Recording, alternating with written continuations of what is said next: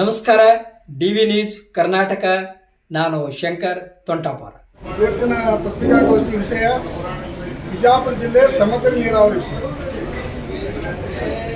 ಶಾಸ್ತ್ರೀಜಿಯವರು 1910ನೇ ದಶಕದಾಗ ಒಳ್ಳೆಯ ಮನಸ್ಸಿನಿಂದ ಈ ಭಾಗಕ್ಕೆ ನೀರಾವರಿ ಆಗಬೇಕಂತ ಕಳಕಳಿಯಿಂದ ಡ್ಯಾಮ್ ಉದ್ಘಾಟನೆ ಮಾಡಿದರು. ಆ ಡ್ಯಾಮ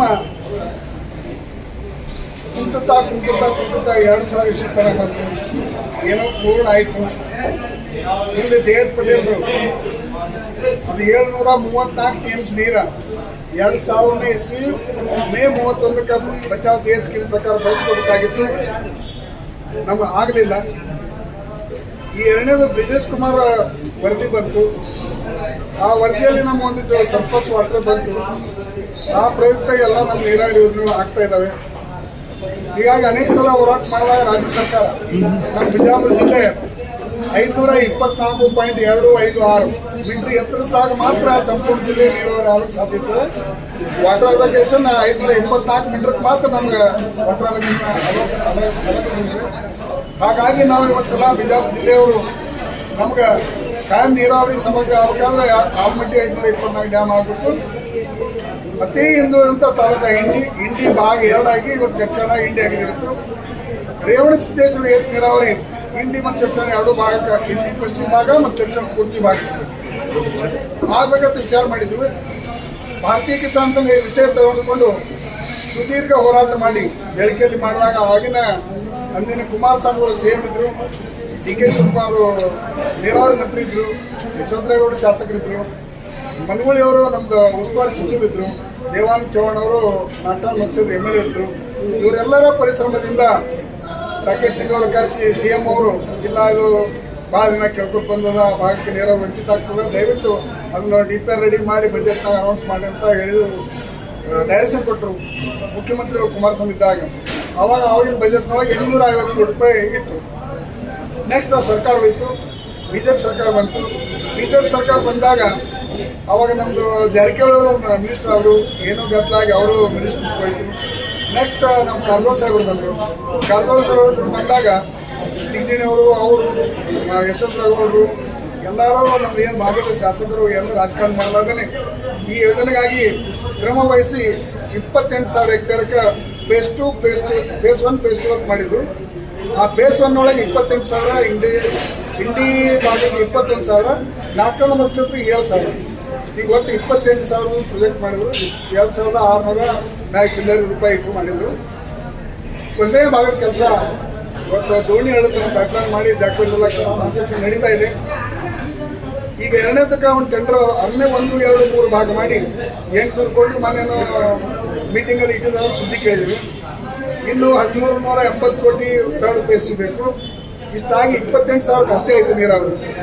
ಇನ್ನು ಉಳಿದ 21,000 ಹೆಕ್ಟೇರ್ MP ಪಾಟೀಲ್ ಕ್ಷೇತ್ರ, ಬಬಲೇಶ್ವರದ 10 ಹಳ್ಳಿ ಬರ್ತವೆ ಮತ್ತು ಚಡ್ಚಣ ಭಾಗಕ್ಕೆ ನೀರಾವರಿ ಆಗಿರೋದು. ಇದ್ರ ಸಲುವಾಗಿ ನಾವು ಈಗ ಒಂದು DPR ತಯಾರು ಮಾಡಿ ಎಸ್ಟಿಮೇಟ್ ಮಾಡಿಸಿ ಟೆಂಡರ್ ಕರಿಬೇಕಂತ ಒತ್ತಾಯ ಇವತ್ತು ನಾವು ಸರ್ಕಾರಕ್ಕೆ ಮಾಡ್ತಾ ಇದ್ದೀವಿ. ಅಕಸ್ಮಾತ್ ಇದೇನಾದರೂ ಮಾಡದೇ ಇದ್ರೆ ನಾವು ಕಂಟಿನ್ಯೂಸ್ ಆಗಿ DC ಆಫೀಸ್ ಮುಂದೆ ಹೋರಾಟ ಮಾಡಬೇಕಂತ ವಿಚಾರನೂ ಕೂಡ ಮಾಡಿದ್ವಿ. ನಾಳೆ 31ನೇ ತಾರೀಕಿನ ದಿವಸ 31/1/2025 ದಿನಾಂಕ ನಿಗದಿ ಮಾಡಿದ್ವಿ. ಬೃಹತ್ ಪ್ರಮಾಣದಲ್ಲಿ ಎಲ್ಲ ತಾಲೂಕಿನಿಂದ ಎಲ್ಲ ಜಿಲ್ಲೆಯಾದ್ಯಂತ ರೈತರು ಬರ್ತಾರೆ. DC ಆಫೀಸ್ ಟ್ರಸ್ಟ್ ಮಾಡ್ತೀವಿ. ಮತ್ತು ಅವ್ರಿಗೇನು ಪಾಸಿಟಿವ್ ರಿಯಾಕ್ಷನ್ ಇಲ್ಲ ಅಂದರೆ ಅಲ್ಲಿಂದ ಧರಣಿ ಕಂಟಿನ್ಯೂ ಮಾಡ್ತೀವಿ. ಹಿಂಗೆ ನಮ್ದೆಲ್ಲ ರೈತರೆಲ್ಲ ನೋಡ್ಕೊಂಡು ಕಿಸಾನ್ ಸಂಘದ ನಿರ್ಣಯ ಆಗಿದೆ. ಆ ನಿರ್ಣಯ ಪ್ರಕಾರ ನಾವು ಇವತ್ತೆಲ್ಲ ಪ್ರೆಸ್ ಮೀಟ್ ಮಾಡಿ ಕರೆದ್ವಿ. ಈ ನಿಮ್ಮ ಮಾಧ್ಯಮದ ಮುಖಾಂತರ ನಾವೆಲ್ಲ ರೈತ ಅಣ್ತಮ್ಮರಿಗೆ ಬಿಜಾಪುರ ಜಿಲ್ಲೆ ಎಲ್ಲ ರೈತ ಅಣ್ತಮ್ಮರಿಗೆ ಒಂದು ಆಹ್ವಾನ ಕೊಡ್ತಾ ಇದ್ದೀವಿ. ಸಮಗ್ರ ನೀರಾವರಿ ಆಗೋ ತನಕ ನಾವು ನಿಲ್ಲಿಸೋದು ಬೇಡ. ಆಲ್ಮಟ್ಟಿ 524 ಆಗಲೇಬೇಕು. ಈಗ ಅದಕ್ಕೆ ರೊಕ್ಕಿಲ್ಲ ಅಂತ ಹೇಳ್ತಾರೆ. ಎಲ್ಲ ಏನೇನೋ ಬೇಕಾಬಿಟ್ಟಿ ಯೋಜನೆಗಳಿಗೆಲ್ಲ ರೊಕ್ಕ 50,000 60,000 ಕೋಟಿ ನಡೆಸ್ತಾ ಇದ್ದಾರೆ. ಇದು ಜ್ವಲಂತ ಸಮಸ್ಯೆ, ಉದ್ಯೋಗ ಸೃಷ್ಟಿ ಆಗುವಂಥ ಸಮಸ್ಯೆ, ರೈತರ ಬದುಕು ಹಸನಾಗುವಂಥ ಸಮಸ್ಯೆ. ಎಲ್ಲರೂ ಕುಡಿಲಿಕ್ಕೆ ನೀರು ಬೇಕು, ಎಲ್ಲ ಬೇಕು. ಇದಕ್ಕೆ ರೊಕ್ಕಿಲ್ಲ ಅಂದ್ರೆ ಹೆಂಗೆ? ಅದಕ್ಕೆ ಕೇಂದ್ರ ಸರ್ಕಾರ ರಾಜ್ಯ ಸರ್ಕಾರ ಎರಡು ಕೂಡ ಮಾಡಲಿ. ರಾಜ್ಯ ಸರ್ಕಾರ ಮಾಡಲಿ, ಯಾಕಂದ್ರೆ 50-50 ಮಾಡಲಿ. ನಮ್ಮ ರೇಲೋದಾಗ ಮಾಡಿದ್ರಲ್ಲ, ಕೇರಳ ಮಾಡಿದ್ರು 50% ಕರ್ನಾಟಕ ಹಾಕಿದ್ರು, 50% ಸೆಂಟ್ರಲ್ ಅವ್ರು ಮಾಡಿದ್ರು. ಆ ಥರ ಮಾಡಿ ಈ ಪ್ರಾಜೆಕ್ಟನ್ನು ಕಂಪ್ಲೀಟ್ ಮಾಡಬೇಕಾದ ಒತ್ತಾಯದಕ್ಕೋಸ್ಕರ ನಾವೆಲ್ಲ ಇವತ್ತು ಬಂದಿದ್ವಿ. ಆ ಒತ್ತಾಯ ಕೂಡ ಮಾಡ್ತೀವಿ. ಅದಕ್ಕೆ ನಾವು ತಮ್ಮ ಮೂಲಕ ನಮ್ಮ ರೈತರಲ್ಲಿ ಒಂದು ಮನವಿ ಮಾಡ್ಕೊತಾ ಇದ್ದೀವಿ. ನಾಳೆ ನಡೆಯುವಂಥ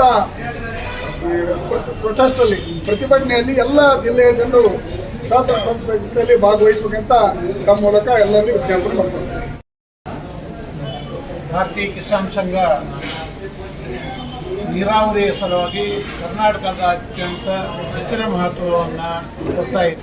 ಬಿಜಾಪುರ ಹಾಗೂ ಉತ್ತರ ಕರ್ನಾಟಕದ 5-6 ಜಿಲ್ಲೆಗಳಿಗೆ ನಮ್ಮ ಆಲಮಟ್ಟಿ ಜಲಾಶಯದಿಂದ ನೀರಾವರಿ ಆಗುವ ಒಂದು ಯೋಜನೆ ಹಮ್ಮಿಕೊಂಡಿದ್ದ ಈಗಾಗಲೇ ಆಗಿದೆ.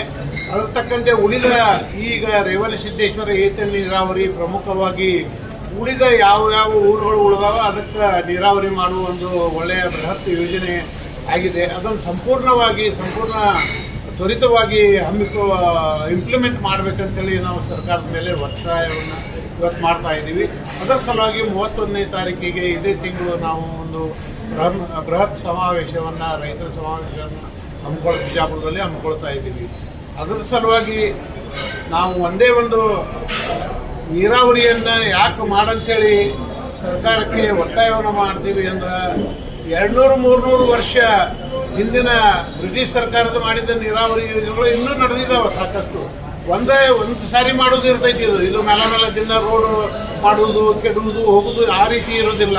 ಒಂದು ಸಾರಿ ಇದನ್ನು ನೀರಾವರಿ ಮಾಡಿಬಿಟ್ರೆ ಯಾವ ರೀತಿ KRS ಮಾಡಿದ್ದಾರೆ, ದಕ್ಷಿಣ ಕರ್ನಾಟಕದಲ್ಲಿ ನೀರಾವರಿ ಮಾಡಿ ಸಮೃದ್ಧಿಯಾಗಿದೆ ಆ ಒಂದು ದಕ್ಷಿಣ ಕರ್ನಾಟಕದ ಎಲ್ಲ ಜಿಲ್ಲೆಗಳು. ಅದೇ ರೀತಿ ಉತ್ತರ ಕರ್ನಾಟಕದ ಎಲ್ಲ ಜಿಲ್ಲೆಗಳು ಸಮೃದ್ಧಿ ಆಗಬೇಕಾದ್ರೆ ನೀರಾವರಿ ಮಾಡಿದರೆ 100-200 ವರ್ಷಗಳವರೆಗೆ ಒಂದು ಖಾಯಂ ಇದು ಆಗುತ್ತೆ. ಅದರಿಂದ ರೆವಿನ್ಯೂನು ಬರುತ್ತೆ, ಉತ್ಪನ್ನ ಆಗುತ್ತೆ, ಜನ ಆರಾಮಾಗಿರುತ್ತೆ. ಇಂಥ ಈ ಚೀಪ್ ಪಾಪ್ಯುಲಾರಿಟಿ ಏನು ಸ್ಕೀಮ್ ಕೊಡ್ತಾರೆ, ಅಕ್ಕಿ ಕೊಡ್ತೀವಿ, ಅದು ಕೊಡ್ತೀವಿ ಅಂತ ತರ್ಲಾದ ದಂಧ ಯಾವುದು ಮುಂದೆ ನೀರಾವರಿ ಆದರೆ ಯಾರು ಜನನೂ ಕೇಳಂಗಿಲ್ಲ, ಮಾಡೋದು ಜरूरत ಉಳಂಗಿಲ್ಲ. ಅದಕ್ಕೆ ಆ ದುಡ್ಡು ಏನೈತಿ ಅದನ್ನೆಲ್ಲ ಬಂದ್ ಮಾಡಬೇಕು. ಸ್ಕೀಮ್ಗಳು ಸಾಕಷ್ಟು ಅದಾವ. ಈಗ ಲೇಬರ್ ಕೆಲಸ ಇಲ್ಲ ಅಂತೇಳಿ ಅದಕ್ಕೂ ಸಾಕಷ್ಟು ಸ್ಕೀಮ್ ಮಾಡ್ತಾವ. ಅದೆಲ್ಲ ಸ್ಕೀಮ್ಗಳು ಬಂದ್ ಮಾಡಬೇಕು. ಡೆವಲಪ್ಮೆಂಟ್ ಸಲುವಾಗಿ ಏನೈತಿ, ನೀರಾವರಿ ಸಲುವಾಗಿ ಏನೈತಿ, ಖಾಯಂ ಇರುವ ಆ ಸ್ಕೀಮ್ಗಳನ್ನು ಮಾಡಬೇಕು. ಮತ್ತು ಈಗೇನು ರೈತರು ಈ ನೀರಾವರಿ ಇದರ ಸಲುವಾಗಿ ನೀರು ಬಳಕೆದಾರರ ಸಂಘ ಏನು ಮಾಡಿದ್ದಾರೆ ಇದನ್ನು ಸ್ಟ್ರೆಂಗ್ತನ್ ಮಾಡಬೇಕು. ಇನ್ನು ಯಾವ ರೀತಿ KEBಯಲ್ಲಿ ವಿಜಿಲೆನ್ಸ್ ಇಟ್ಟು ಯಾವ ಪೋಲ್ ಆಗ್ತಿರ್ತೈತಿ, ಕರೆಂಟ್ ಅದನ್ನು ತಡೆಗಡಿತಾರ, ಹಂಗೆ ಇಲ್ಲಿ ನೀರೇನು ಪೋಲ್ ಆಗ್ತೈತಿ ಅಥವಾ ಯಾವುದೇ ಅಧಿಕಾರಿಗಳು ಏನೇನೋ ಮಾಡಿ ಎಲ್ಲೆಲ್ಲೋ ನೀರು ಬಿಡ್ತಾರ, ಅಂಥದ್ದೆಲ್ಲನೂ ಕಂಟ್ರೋಲ್ ಮಾಡಬೇಕು. ಮತ್ತು ನಮ್ಮ ರೈತ ಏನು ಈ ನೀರಾವರಿ ಸಂಘಗಳು ಅದಾವ ಅದನ್ನು ಇನ್ನೂ ಸ್ಟ್ರಾಂಗ್ ಮಾಡಬೇಕು. ಅವ್ರಿಗೆ ಹೆಚ್ಚಿಗೆ ಪವರ್ ಕೊಡಬೇಕು, ನೀರು ಪೋಲ್ ಆಗ್ಲಾರ್ದಂಗೆ ನೋಡ್ಕೋಬೇಕು. ಮತ್ತು ಇನ್ನೊಂದು ವಿಷಯ ಏನಂದ್ರೆ ಈ ನಮ್ಮ ಜಗತ್ತಿನಲ್ಲಿ ಭಾರತ ದೇಶ 2% ಲ್ಯಾಂಡ್ ಇದೆ, ಅದರ 4% ನೀರಿದೆ. 4% ನೀರಿದ್ದದ್ದು 2% ಲ್ಯಾಂಡಿಗೆ ನಮಗೆ ತಂದು ನೀರು ಕೊಡೋದಾಗಲ್ದಾಗಿತ್ತು. ನಮ್ಮ ಇಷ್ಟೆಲ್ಲ ಜನ ಇದ್ರ ಪ್ರಕಾರ 17% ಇದೆ ಜಗತ್ತಿನಲ್ಲಿ, ಸರಿ ಇದೆ, ಯಾಕಂದ್ರೆ ನೀರು ಜಾಸ್ತಿ ಬೇಕು. ಬಟ್ 4% ನೀರು ಇದ್ದದ್ದು ಜಗತ್ತಿನಲ್ಲಿ ಇಂಥ ನಾವು ಪ್ರಾಪರಾಗಿ ಯುಟಿಲೈಸ್ ಮಾಡೋಕ್ಕೆ ಆಗ್ತಾ ಇಲ್ಲ. ಅದಕ್ಕೆ ಜನಪ್ರತಿನಿಧಿಗಳಿಗೆ ನಾನು ತಮ್ಮ ಮೂಲಕ ಅತ್ಯಂತ ಕಾಳಜಿಪೂರ್ವಕ ಕೇಳ್ಕೊಳ್ಳೋದು ಏನಂದ್ರೆ ಎಲ್ಲ ಸ್ಕೀಮ್ಗಳು ಬಿಟ್ಟು ನೆಸಸರಿ ಇದ್ದು ಮಾಡಲಿ. ಇವತ್ತು ಹೆಲ್ತ್ ಇರ್ಬೋದು, ಎಜುಕೇಷನ್ ಇರ್ಬೋದು, ಮಿಲಿಟ್ರಿ ಇರ್ಬೋದು, ಇದಕ್ಕೆಲ್ಲ ಮಾಡಲಿ. ಬಟ್ ನೆಕ್ಸ್ಟ್ ಇದನ್ನು ತಗೊಂಡು ನೀರಿಗೆ ಸಮಗ್ರ ಇಲ್ಲ. ಇದು ಹೆಂಗೈತೆ ಅಂದ್ರೆ ಪೇಷಂಟ್ ಏನು ಸಾಯ್ತಿತ್ತು ಅದನ್ನು ಬದುಕಿಸ್ಯಾರ MB ಪಾಟೀಲ್. ಯಾಕಂದ್ರೆ ಪ್ರತಿ ವರ್ಷ ನಾವು ಬರಗಾಲಕ್ಕೆ ತುತ್ತಾಗ್ತಿದ್ದೀವಿ. ದ್ರಾಕ್ಷಿ ಬೆಳೆ ಒಣಗ್ತಿತ್ತು, ನಂತರ ದಾಳಂಬರಿ ಬೆಳೆ ಒಣಗ್ತಿತ್ತು, ಬಾಳೆ ಎಲ್ಲ ಬೆಳೆಗಳು ಒಣಗಿ ಹೋಗ್ತಿದ್ವು.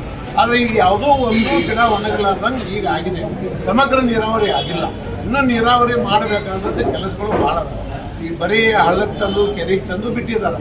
ಬಟ್ ಇನ್ನೂ ಕೆನಲ್ಗಳು ಆಗಬೇಕು, ಹೊಲಗಳಿಗೆ ನೀರು ಬರಬೇಕು, ಅದೆಲ್ಲ ಇನ್ನೂ ಭಾಳ ಕೆಲಸ ಇದೆ. ಮಾಡುವಷ್ಟು ಎಲ್ಲರೂ ಜಿಲ್ಲೆ ಐತೆ ಅನ್ನೋದು ಎಲ್ಲರಿಗೂ ಗೊತ್ತೈತಿ. ಯಾಕಂದ್ರೆ ಅವ ಪ್ರತಿನಿತ್ಯ ಹೊಲದಾಗ 24 ತಾಸು ಇದ್ರನ್ನೇ ಅವನು ಬದುಕಾಕ ಇವತ್ತು ಸಾಧ್ಯ ಆಗೋದಿಲ್ಲ. ದಿನ ಹೋರಾಟ ಮಾಡೋದು, ದಿನ ರೋಡಿಗೆ ಬರೋದು, ದಿನ ಇದು ಮಾಡೋದಂದ್ರೆ ಕಷ್ಟದ ಕೆಲಸ. ಇದು ಇಷ್ಟ ಮಾಡ್ಬೇಕಂದ್ರೆ ನಾವು ಈಗ ಎಷ್ಟು ಒಂದು ವಾರ ಸರ್ಕಸ್ ಮಾಡಬೇಕು, ಫೀಡ್ಬ್ಯಾಕ್ ತೊಗೋಬೇಕು. ನಿಮ್ಮ ಮುಂದೆ ಏನೇನ್ರಿ ಸ್ಟ್ಯಾಟಿಸ್ಟಿಕ್ಕು ಹೇಳಕ್ಕೆ ಬರೋಂಗಿಲ್ಲ, ಕರೆಕ್ಟಾಗಿ ಹೇಳಬೇಕಾಗುತ್ತೆ. ಅದಕ್ಕೆ ನಮ್ಮ ಏನು ಮೊದಲನೇ ಪರಿಸ್ಥಿತಿ ಇತ್ತು, ಆ ಪರಿಸ್ಥಿತಿ ಇವತ್ತಿಲ್ಲ.